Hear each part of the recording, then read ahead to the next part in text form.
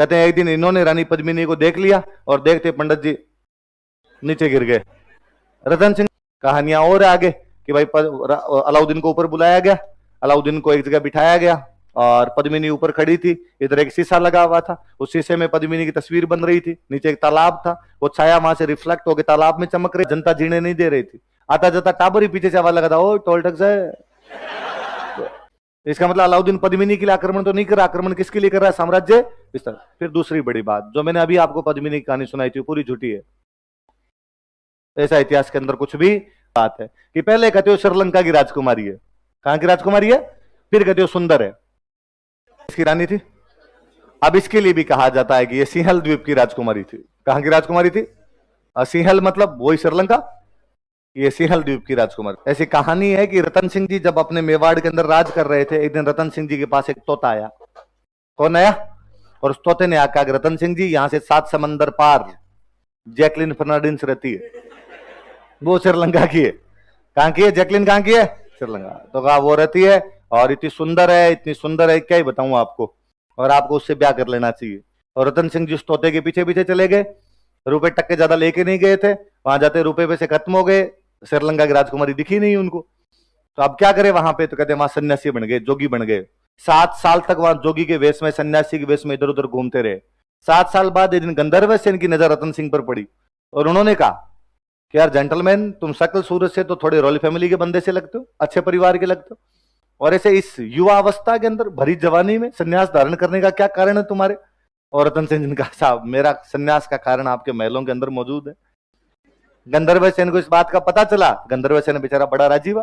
भाई श्रीलंका के राजा की क्या औकात की मेवाड़ के राजा को मना करे, और उसने अपनी बेटी पद्मिनी की शादी किसके साथ कर दी? रतन सिंह। रतन सिंह जी हंसी खुशी अपने घर वापस लौट के आ गए, अपना हंसी खुशी पद्मिनी के साथ जीवन यापन कर रहे थे। रतन सिंह के दरबार में एक पंडित जी रहते थे, जिन पंडित जी का नाम था राघव चेतन। पंडित जी का नाम क्या था? किसके दरबार में? रतन से। विद्वान व्यक्ति थे।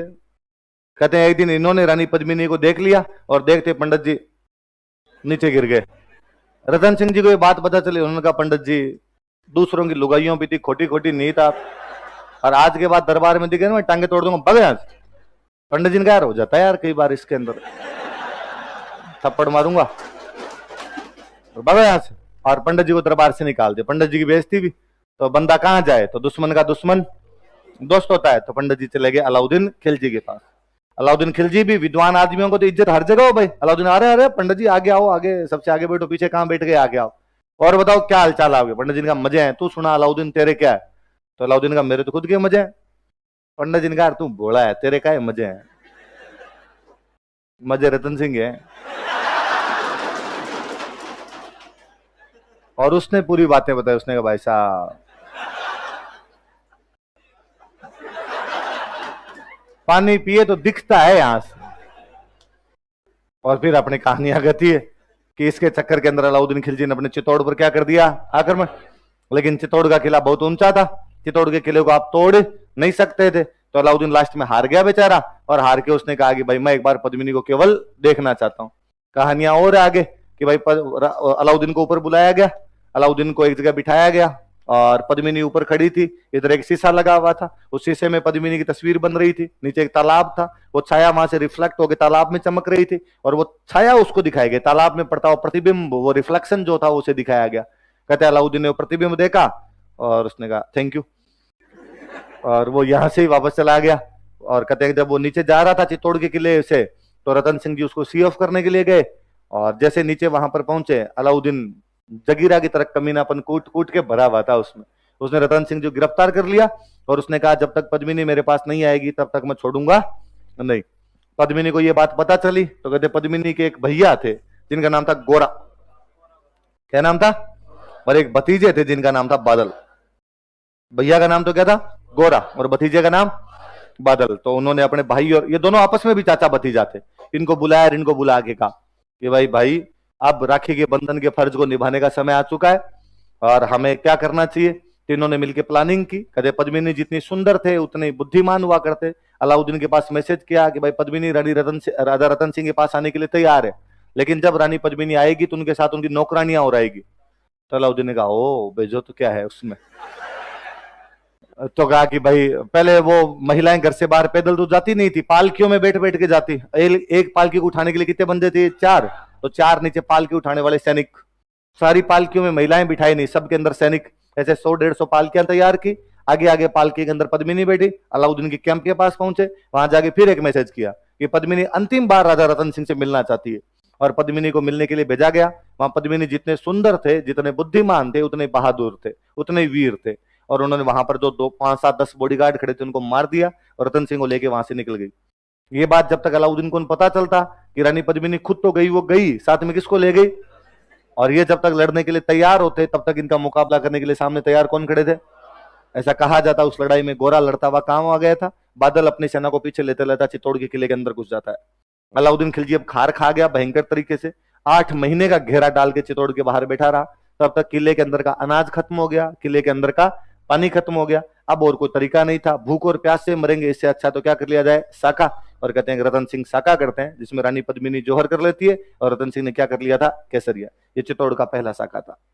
चित्तौड़ का कौन सा साका था? 1303। कब किया गया था?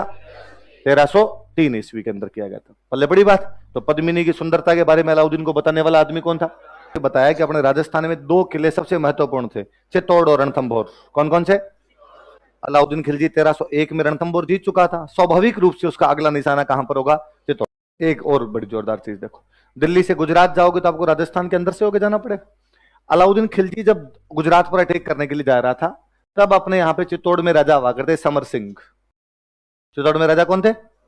रतन सिंह के पिताजी। तो रतन सिंह से ठीक पहले अपने राजा कौन थे? समर सिंह। ये समर सिंह वही है जिनको रणथंभौर वाला हमीर हरा के जाता है। हमने पढ़ा था रणथंभौर के हमीर ने मेवाड़ के समर सिंह, आबू के प्रताप सिंह, धार के भोज परमार सेंगड़ और भीमरस के अर्जुन को राया। पढ़ा था? ये समर सिंह वही है हमीर जिनको हरा के गया था, पर शक्तिशाली आदमी थे। ठीक है, हमीर से लड़ाई हुई, उसमें हार गए होंगे। अलाउद्दीन खिलजी जब गुजरात जा रहा था, तो आपको गुजरात जाना तो मेवाड़ के अंदर से होके जाना पड़ेगा। मेवाड़ के अंदर से होके जाना पड़ेगा, तो उसने समर सिंह से परमिशन मांगी। भाई किसी के घर के अंदर से होके जाओगे परमिशन लेनी पड़ेगी कि सर क्या मैं आपके मेवाड़ से होकर गुजर सकता हूं? उनका क्यों, कैसे गुजर सकता है तू? तो कि सर मैं तो गुजरात जा रहा था और आपको कुछ नुकसान नहीं पहुंचा। उसने कहा नुकसान पहुंचा है नहीं पहुंचा है, हमारे घर के अंदर से कैसे जा सकता है? सब क्या तरीका हो सकता है? तो का टोल टैक्स लगेगा। क्या लगेगा? टोल टैक्स होता है, रास्ते से जाने पर आपको टैक्स देना पड़ता है। अलाउद्दीन ने कहा स्टाफ, भाई मैं राजा आप राजा, थोड़ा स्टाफ तो चलता ही है। ना ना कोई स्टाफ नहीं। अलाउद्दीन ने कहा तुम मेरे से टैक्स ले तो रहे हो, पर आते टाइम मैं तुम्हें मारूंगा। तब का तब देखेंगे, एक बार टैक्स दे के जाओ। तो जब ये यहां से जा रहे थे तब समर सिंह ने क्या ले लिया था? अब बेचारा अलाउद्दीन तो इस बात को भूल भाल जाता है, यार दे दिया तो दे दिया, क्या फर्क पड़ता है, अब होगी तो होगी बात। पर जनता जीने नहीं देती। अलाउद्दीन तो बेचारा चुपचाप गुजरात को जीत के, लूट के, धन धुन बांट बूंट के अपना यहां से वापस चला गया दिल्ली। और इस बात को भूल गया कि ठीक है यार जो हुआ हुआ, बाद का बाद में देखेंगे कोई।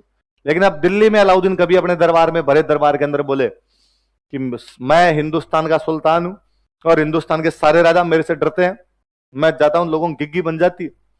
तो आगे जो 2-4 मंत्री बैठे रहते वो एक दूसरे के कोनिया मार मार के हंसते, देख कैसी कैसी बातें कर रहा है। अलाउद्दीन की किस बात की हंसी आ रही है, क्यों हंस रहे हो? कि नहीं सर वो कोई पुरानी बात याद आ गई थी। कौन सी बात? नहीं नहीं हमारी कोई बात थी। नहीं बतानी पड़ेगी तुम्हें कौन सी बात है। इतने को एक आधा देर से बोले सर वो टैक्स होता ना, टोल टैक्स। तो आपने अलाउद्दीन के लिए नाक का सवाल बन गया था कि चित्तौड़ पर आक्रमण करे, और ना जनता जीने नहीं दे रही थी। आता जाता टाबर ही पीछे से आवाज लगा था, ओ टोल टैक्स है। तो अलाउद्दीन को लग रहा था यार पंग। हर देश अपने पड़ोसियों को कमजोर बना के रखना चाहता है, हर देश अपने पड़ोसियों को नियंत्रित करके रखना चाहता है। अलाउद्दीन इस बात को कैसे सहन कर पाएगा कि मेवाड़ इतना शक्तिशाली हो जाएगी, दिल्ली से टैक्स ले ले। तो अलाउद्दीन मेवाड़ की बढ़ती हुई शक्तियों को नियंत्रित करना चाहिए, कारण है ना, कि कोई भी राजा किसी पर आक्रमण करता है इसका मतलब अपना साम्राज्य का विस्तार। और अलाउद्दीन खिलजी तो यार वो राजा था, मैंने कई बार बताया, इसने साउथ में भी अटैक कर दिए। तो साउथ में अटैक करेगा और नॉर्थ को तो जीत के जाएगा। और नॉर्थ के सबसे बड़े किले राजस्थान में तो अपने कौन से थे? रणथंभौर और चित्तौड़। और अगले ने जब रणथंभौर जीत लिया तो स्वाभाविक रूप से अगला अटैक कहां पर करेगा? चित्तौड़। फिर बात है भाई चित्तौड़ में ऐसा क्या है? तो चित्तौड़ का किला सामरिक महत्व रखता है, और चित्तौड़ के किले पे कंट्रोल करके आप दिल्ली से मालवा, दिल्ली से गुजरात वाला जो ट्रेड रूट है उस पर क्या कर सकते हो? कंट्रोल।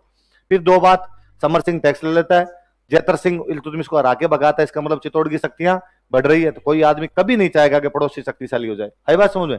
मुख्य मुख्य कारण तो ये है। और भारत में क्या, लोगों को हिस्ट्री नहीं पढ़नी होती, भारत में लोगों को मजे लेने होते हैं। तो फिर लोगों को लगता है असली कारण तो बताया नहीं। जैसे ये अभी कह रहे हैं सर पद्मिनी क्यों नहीं आई, लिख छठा कारण लिख, पद्मिनी की सुंदरता, वरना तेरा पेड़ दुखेगा शाम को। पद्मिनी की सुंदरता, ब्यूटी ऑफ पद्मिनी।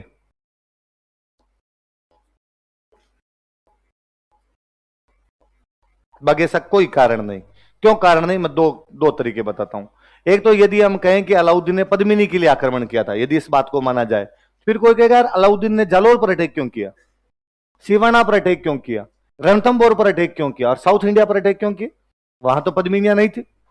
इसका मतलब अलाउद्दीन पद्मिनी के लिए आक्रमण तो नहीं कर रहा, आक्रमण किसके लिए कर रहा है, साम्राज्य विस्तार। फिर दूसरी बड़ी बात, जो मैंने अभी आपको पद्मिनी की कहानी सुनाई थी पूरी झूठी है, ऐसा इतिहास के अंदर कुछ भी नहीं हुआ था। अब पर मैं वो कहानी नहीं सुनाऊं तो स्टूडेंट को लगता है कि मास्टर जी को आ ही नहीं रहा, कुछ असली मुद्दे की बात भी तो आ ही नहीं रहे। पर कोई थोड़ा सा बच्चा दिमाग लगाने वाला हो, इस बात का तो दिमाग लगाए कि तोते कब बोलते हैं रे। कहानी कहती है कि तोता आया और तोते ने आगे कहा कि 7 समंदर पार एक लड़की रहती है, आपको पीछे पीछे चलना चाहिए। फिर तो आप ही तोते पार लो 2-4, आगे मोहल्ले में तो बता ही देंगे कहां कहां जाना चाहिए। आपको ही थोड़े रूट सही हो जाएंगे, थोड़े से फालतू वेस्ट नहीं करना पड़े टाइम इधर उधर। फिर कहानी कहती है कि रतन सिंह 7 साल तक जोगी बन के घूमता रहा था, 1 साल राजा बना वो। उसका राजा के रूप में कार्यकाल ही कितना है, 1 साल। और फिर मुझे सबसे बड़ी हंसी तो उस बात पर आती है कि कितनी कॉन्ट्राडिक्टरी बात है कि पहले कहते हो श्रीलंका की राजकुमारी है, कहां की राजकुमारी है, फिर कहते हो सुंदर है। मतलब यार कहां से लाए यार तुम, हमने श्रीलंका क्रिकेट टीम देखी नहीं, और मुथैया मुरलीधरन के हाथ के दिए बोरिए नहीं भाई यार, तुम ठीक लाते हो। तो फिर यार बोली चाली नहीं, उनके साथ कोई लेना देना नहीं, आपने एक शब्द पकड़ा सिंहल और पकड़ के आप सीधे कहां पर पहुंच गए, श्रीलंका। ऐसा कुछ भी नहीं हुआ था। पद्मिनी वाली पूरी की पूरी कहानी झूठी है। कांच थान, कांच के अंदर फोटो थी। ये कहानी हुआ क्या कि 1540 के आसपास में यूपी के रहने वाले एक राइटर थे मलिक मोहम्मद जायसी।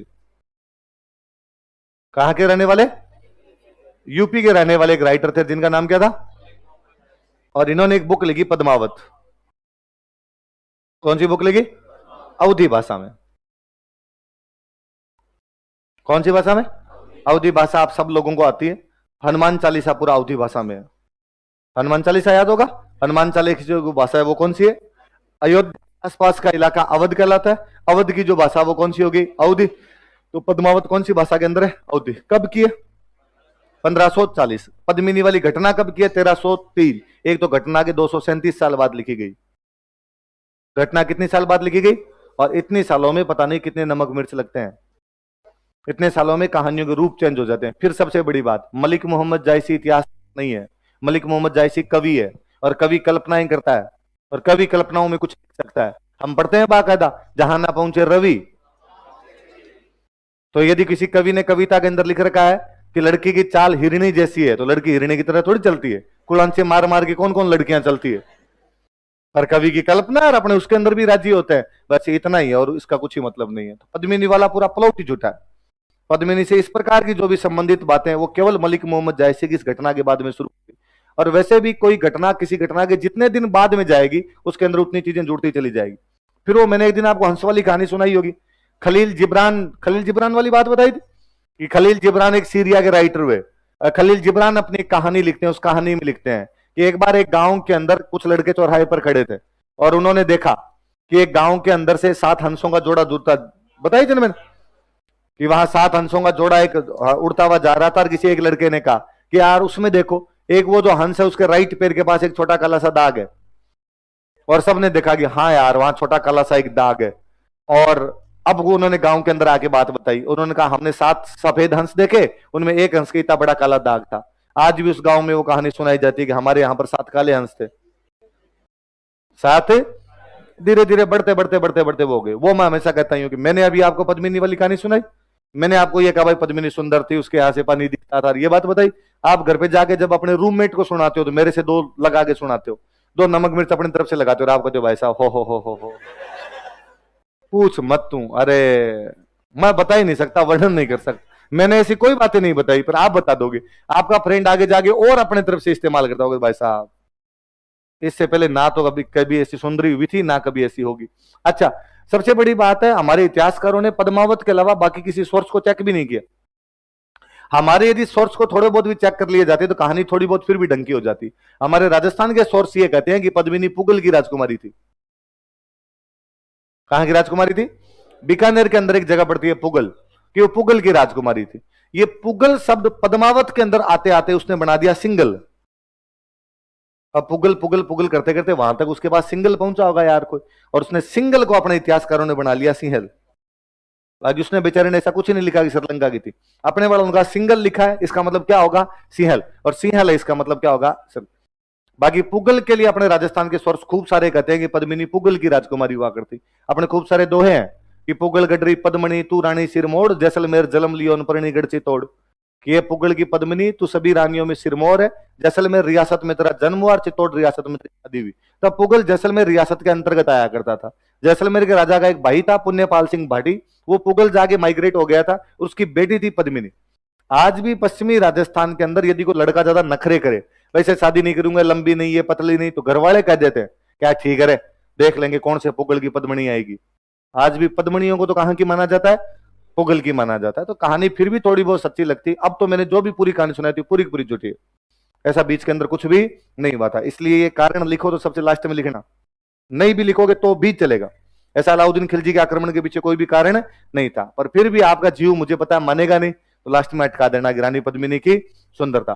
पर स्टूडेंट ये नहीं करता। स्टूडेंट क्या करता है? क्वेश्चन आता है अलाउद्दीन खिलजी के 1303 के चित्तौड़ आक्रमण के कारण बताइए। स्टूडेंट ब्लैंक हो जाता है, बाकी वाले कारण उसके याद ही नहीं आते, उसके एक ही याद रहती, और फिर वो लिखते हैं रतन सिंह की रानी पद्मिनी अत्यधिक सुंदर राजकुमारी थी, अत्यधिक सुंदर रानी थी, और सुंदर रानियों के लिए तो अटैक किया ही जा सकता है, इसलिए अलाउद्दीन ने अटैक कर दिया था। तो बात को भगवान जाने कहां की कहां घुमा। वास्तव में अलाउद्दीन घेरा डालता है, घेरा डालने के बाद चित्तौड़ वाले अपना किला बंद करके अंदर बैठ जाते हैं। 8 महीने के घेरे के बाद अंदर का पानी और जो अनाज था वो क्या हो जाता है? समाप्त हो जाता है। तो ये साका करते हैं, पद्मिनी जौहर कर लेती है, गोरा बदल रतन सिंह ये साके के अंदर लड़ते हुए मारे जाते हैं।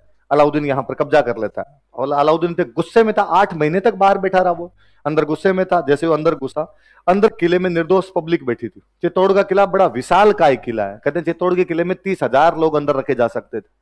कितने लोग रखे जा सकते थे? अब वो अंदर घुसा, उसके बहुत नुकसान हुआ। चित्तौड़ के मुट्ठी भर सैनिकों ने अलाउद्दीन की आधी से ज्यादा सेना काट के रख दी थी, और उसे गुस्सा आया कि यार एक तो 8 महीने से बाहर बिठा रखा था, और बाद में अपने अंदर आने के लिए भी इतना युद्ध करना पड़ा, इतने सारे सैनिक मरवाने पड़ गए। उन्हें चित्तौड़ में जो भी निर्दोष पब्लिक बैठी थी उन सबको मार दिया। उन्हें 30,000 लोग कटवाए थे। कितने लोग कटवाए थे? और बाकायदा यूं गर्दनें काट काट के मीनारें बनवाई थी, और किताबों में लिखवाया है साहब हमने कितने लोग काटे यहाँ पर आके? 30,000 लोग। हम पढ़ते हैं कि जैसे उसने रणथंभौर उलूग खान को दे दिया था, सिवाना उसने किसको दे दिया था? कमालुद्दीन गुर्ग। वो चित्तौड़ अपने बेटे को देता है, खिजर खान। किसको देता? ये भी बताता अपने आप में कि चित्तौड़ की इंपॉर्टेंस ज्यादा है, तो उसने चित्तौड़ किसको दे दिया? अपने बेटे। तथा चित्तौड़ का नाम बदलकर खिजराबाद रख दिया। तथा चित्तौड़ का नाम बदलकर खिजराबाद रख दिया। नाम बदलकर क्या रख दिया?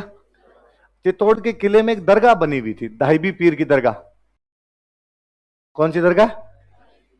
पीर, पीर तो समझते हो, हिंदुओं में जो देवता, मुसलमानों में वही क्या हो जाता है? पीर। तो कोई पीर बाबा थे, और उन पीर बाबा की दरगाह बनी हुई थी चित्तौड़ के किले के अंदर। ये जो दाहिबी पीर वाली दरगाह है, इस दरगाह का हमें एक अभिलेख मिलता है। दरगाह क्या मिलता है? उस अभिलेख में चित्तौड़ का नाम खिजराबाद है। तो कोई अपने से पूछे कि भाई चित्तौड़ का नाम खिजराबाद आपको कौन से अभिलेख में क्या मिलता है? तो कौन से अभिलेख में? दाहिबी पीर की दरगाह। कब का अभिलेख है? 1300 सन पे ध्यान देना थोड़ा, कब का? इसका मतलब 1325 तक तो इसका नाम क्या मिल रहा है अपने को? खिजराबाद। क्यों? कब्जा तो कब कर लिया उन्होंने? 1303, पर 1325 तक नाम क्यों है? अब खिजर खान जब यहां पे था तो चित्तौड़ के किले के पास एक नदी निकलती है, गंभीरी। कौन सी नदी है? तो उसने गंभीरी नदी पर पुल बनवाया था, लिख लो। खिजर खान ने गंभीरी नदी पर पुल का निर्माण करवाया। मकबरे के बाहर भी उसने क्या लगाया? अभिलेख। तो अभिलेख में क्या लिखवाते राजा? ये लिखवाते भाई मैंने बनाया। और फिर मैंने बताया था राजा अक्सर तारीफें करवाते खुद की, तो खुद की तारीफें तो करवाते करवाते पापा की, दादा की, इनकी तारीफें भी करवा दिया करते। तो खिजर खान मकबरा बनवाता है, मकबरे के बाद अभिलेख लगाता है, अभिलेख के अंदर लिखता है कि ये मकबरा मैं खिजर खान बनवा रहा हूं। फिर वो लिखता है यार मुझे क्या पता तुम जानते हो कि नहीं जानते, मेरे पापा अलाउद्दीन खिलजी है। पापा कौन है? उनको आप पक्के जानते हो, क्योंकि वो दूसरे सिकंदर है। वो क्या है? दूसरे सिकंदर है। मतलब कि या तो सिकंदर ने दुनिया जीती थी या मेरे पापा दुनिया जीत लेंगे। कहते अलाउद्दीन खिलजी ने एक उपाधि धारण की थी, सिकंदर सानी। क्या उपाधि धारण की थी? सिकंदर सानी का मतलब होता है दूसरा।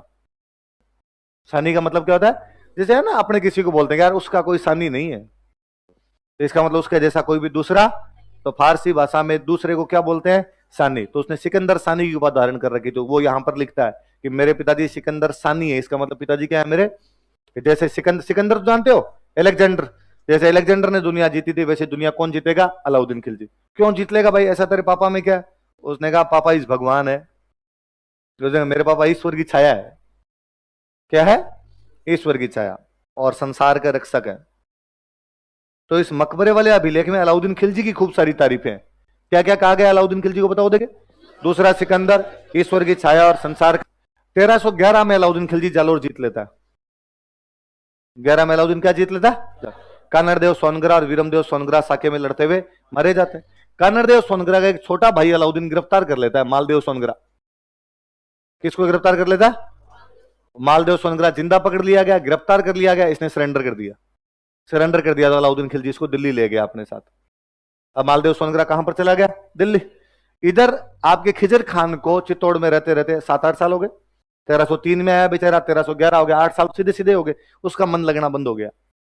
उसने अलाउद्दीन के पास मैसेज किया कि डैडी कितने दिन तक पोस्टिंग यहीं पे रखनी है, ट्रांसफर तो करो यार, मुझे दिल्ली आना, मेरे सारे फ्रेंड सर्किल वहां पर है, शॉपिंग भी दिल्ली। तो अलाउद्दीन ने कहा ठीक है तू दिल्ली आ जा। तो उसने कहा चित्तौड़ किसको दे के आऊं, चित्तौड़ मुख्य किला है। तो उसने कहा मैं एक बंदा दिल्ली से भेज रहा हूं, इसको चित्तौड़ दे दे। और उसने मालदेव सोनगरा को बुलाया और कहा कि मालदेव सोनगरा तुम राजस्थान क्यों, मैं तुम्हें राजस्थान का एक किला सौंपता हूं, तुम मेरी तरफ से जाके चित्तौड़ पे राज करो। किसकी तरफ से? अलाउद्दीन की तरफ से जाके वहां पे राज करो। तो खिजर खान के बाद चित्तौड़ का किला किसको दे दिया गया? मालदेव सोनगरा किसका छोटा भाई है?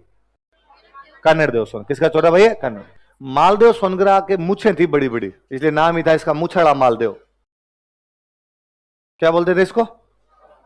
इसे मूछड़ा मालदेव भी कहा जाता था।